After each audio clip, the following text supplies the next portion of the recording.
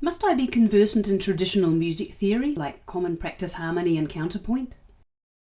This is one of those topics that's sure to rouse much debate on internet comment threads. Many composers feel quite intimidated by music theory. Part of this derives from a sense of seniority. If someone understands music theory better than another, doesn't that make them a superior composer? And if so, isn't that something to rebel against? There are other anxieties. A DIY composer may feel that knowing too much about theory will limit the quality of their inspiration, forcing them to compose a certain way. From the other side comes the perspective of the contemporary music scholar, who may see common practice harmony as old rules for outdated music that shouldn't be taught anymore. This all makes perfect sense if you treat the principles of music theory like laws, and theory teachers like policemen. That makes every composition a trial, and every performance a court case.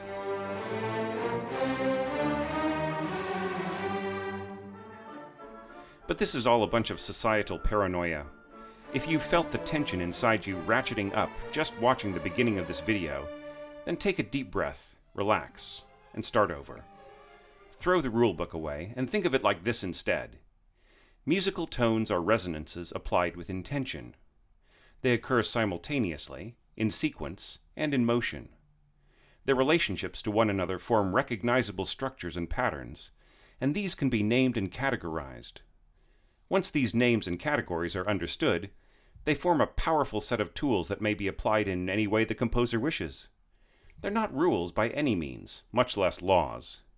Once they were used that way, with such unanimity that we now call them common practice. But those days are gone. Now these patterns and relationships are merely pieces of information that serve the imagination of the composer.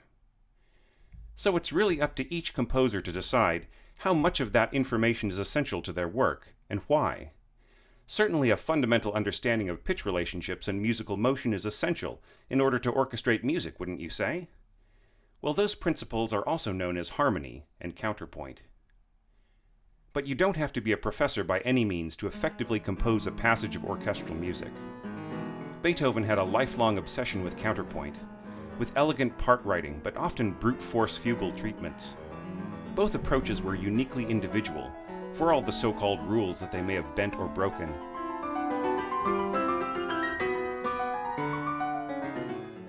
Mussorgsky's harmonic language shows every sign of an unlimited imagination that worked by its own set of rules. But he needed constant assistance with his craft, to the point where it really would have been simpler to read a book or two on harmony just to clear up a few points.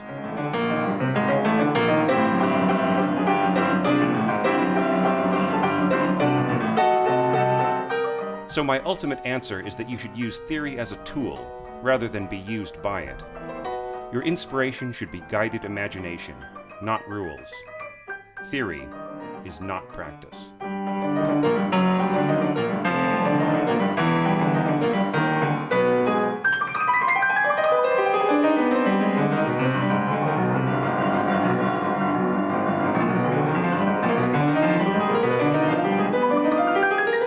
Hey there, this is your orchestration tutor Thomas Gunks, and the author of 100 Orchestration Tips. Since the book's release last month, many composers have added it to their list of resources and started using the information it contains.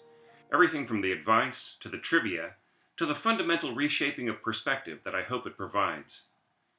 100 Orchestration Tips is all about applied craft, not just the way the instruments work, but how are they played, how do they interact, and what are their realistic capacities. The video you just watched is the first answer from a list of 20 commonly asked questions that I added to the end of the book. As I was writing them, it occurred to me that they each made excellent scripts for short informational videos, so I hope to find the time to transform more of them in the near future. If you haven't heard about 100 Orchestration Tips yet, and you'd like to know more, please click through to the product page linked below. There you can read a full description, feedback from readers, and some sample tips.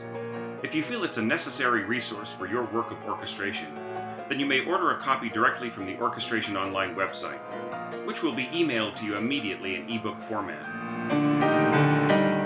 Please join me for the next question soon. Should I study at a university?